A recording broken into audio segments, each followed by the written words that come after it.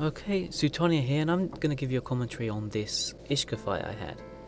Just so you know what's going through my mind during this engagement, what I could have done better, what I could have done differently, and just a few points to make really. So I know this Enyu's coming in because he's on the directional scanner, and he was in a Mauler before, a POS, then he changed an Enu, so I know he's coming in. I load null and I use warriors and I try to get an orbit on him so that he's not going to get on top of me. So I'm pretty slow with the scram, to be honest.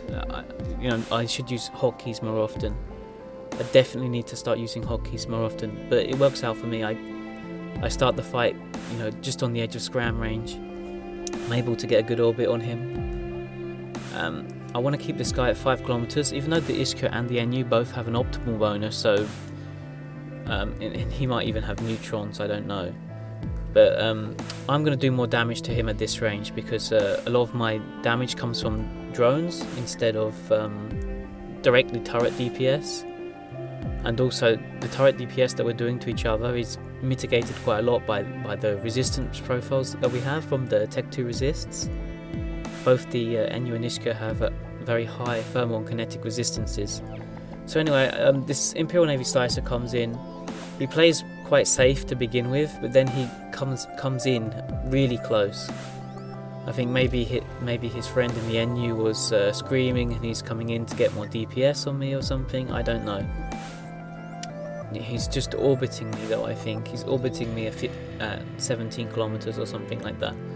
So the Enu dies, I overheat my MWD and I managed to get on top of this Imperial Navy Slicer. I didn't start repping until now because I was pretty comfortable with the damage, but one thing to take into account is if I was repping before, it would be a bit more efficient because I'm basically dumping all my capacitor now, whereas if I'd done a few rep cycles before, my capacitor would have recharged by the time, if you pulse the rep, because the way the capacitor works, you recharge more at 33%. If you pulse your rep like that, I might have got an extra sort of, rep in at this point or something. But another thing to take in mind is that by keeping myself low, I'm, increasing the chance that this slicer doesn't want to immediately try and leave. So I'm sort of baiting him like that. But yeah, there was actually a lot of other things I could have done a lot better there as well. I left my micro warp drive on an extra cycle more than I probably should have, which took capacitor away from me another rep cycle. Also, if I didn't put the MWD on an extra cycle, I could have used my afterburner. And the Imperial Navy Slicer doesn't have a tracking bonus. That's very important. I do. So if I orbit him with a sharp orbit with the afterburner on, he shouldn't be able to get a lot of damage on me. I think I took a lot of unnecessary damage there as well.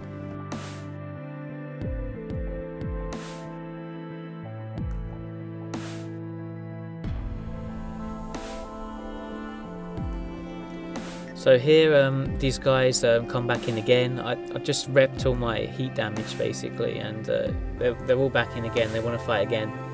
So I burn away from them because there's no way I can fight all of these guys at once. Luckily for me, the Thrash Rally has an afterburner, so he can't come into the fight really at all at this point. He's 60 kilometers away.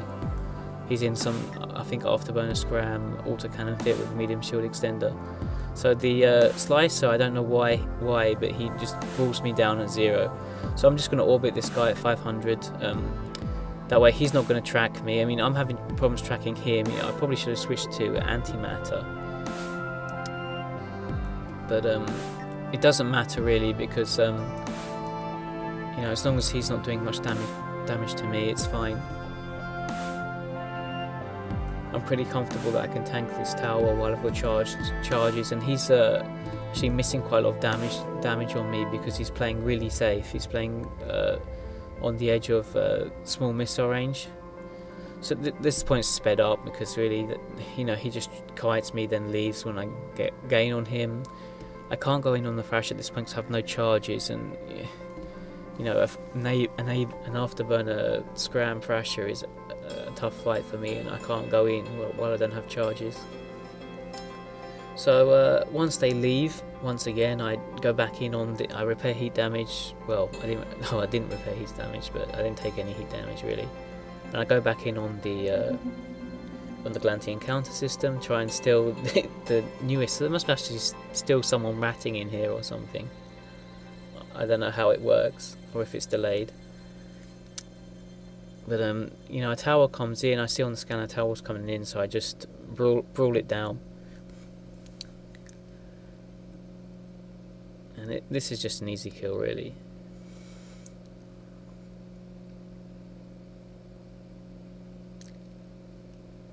There's not really much to say here.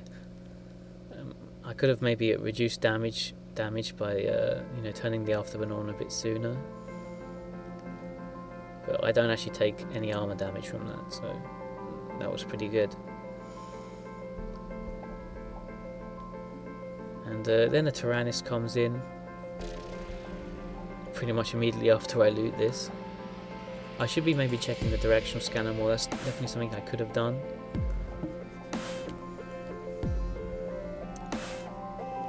You know, all these ships warp pretty fast, so it's pretty hard to check sometimes. So this Tyrannus comes in. He's gonna die by himself. I just brought him down at 0, really. I think that the Tyrannus doesn't really have any chance against me. It actually does a lot of damage to me, which I didn't really expect. But yeah, I just want to get on top of him just in case, so he doesn't try to run, because he is fast move afterburner, and he might get out if he overheats it.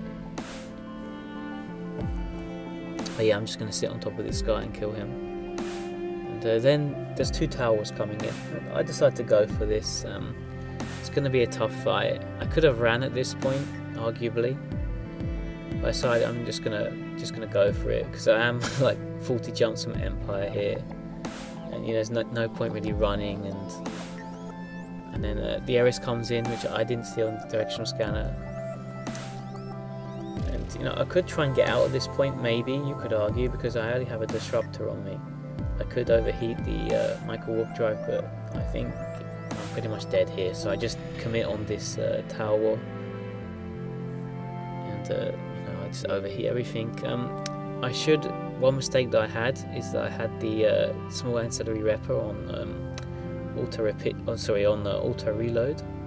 If I don't think I would have got a cycle off. That would have helped me from the tower alpha damage here and the Ares damage, but it's something to keep in mind if I maybe wasn't as low. You know, having that repper on auto reload maybe would have cost me when I could have escaped or something.